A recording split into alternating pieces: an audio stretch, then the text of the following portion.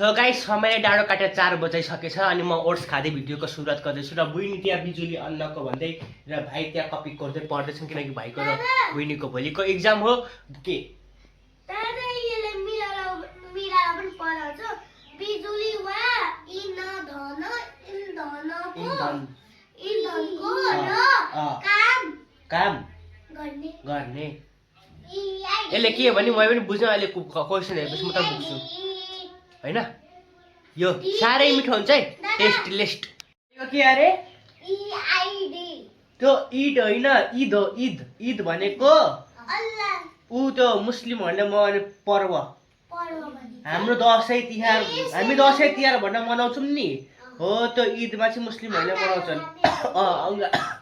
अङ्गालो मार्ने हो त्यहाँ अङ्गालो मार्छन् मलाई नि खासै थाहा छ तर मुस्लिमहरूको पर्व भने त्यति थाहा छ साह्रै जान्ने नि एक्जाम त भोलि मेरो बुइनीको कपी मेरो आज थमाएर ऊ त भागी त उता